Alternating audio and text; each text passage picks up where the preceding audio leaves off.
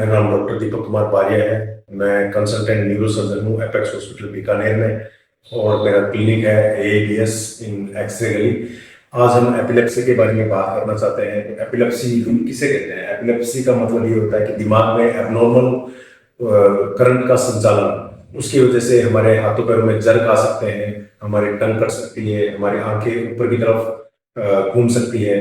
तो कुछ एपिलेप्सी के प्रकार होते हैं जिसमें पेशेंट शांति से बैठा है, एक स्टेरिंग लुक दे रहा है, या पेशेंट का एक हाथ में मूवमेंट हो रही है, पेशेंट बेहोश हो जाता है। ये अलग अलग प्रकार के एपिलेप्सी होती है।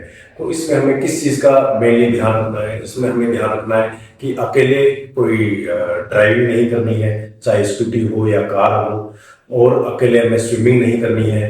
अगर हमें ये चीज़ें पसंद है तो किसी साथ में किसी बंदे को रखना है। और दूसरा एक क्वेश्चन है कि एपिलेप्सी वाले मरीज को शादी करनी चाहिए कि नहीं करनी चाहिए?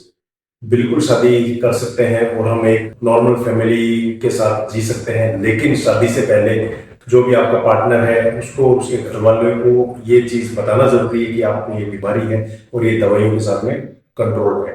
बाकी ये दवाइयों से कंट्रोल हो सकती है। और दूसरा पार्ट है इसका सर्जिकल। अगर एपिलेप्सी बिकॉज ऑफ कोई ट्यूमर की वजह से हो रही है, या दिमाग में कोई नसों का गुच्छा है, या कोई एपिलेप्टिफॉर्म फोकाई जिसको हम सर्जिकली क्योर कर सकते हैं, और कुछ पेशेंट्स में सीजर डिसऑर्डर होता है जिसका रीजन हमें पता नहीं होता और मेडिसिन से कंट्रोल हो सकता है। तो ये कुछ बातें हैं जो हमने एपिलेप्सी के बारे में की। बाकी और कोई कंफ्यूजन हो तो आप अपने नजदीकी न्यूरोलॉजिस्ट न्यूरोसर्जन से संपर्क कर सकते हैं। धन्यवाद।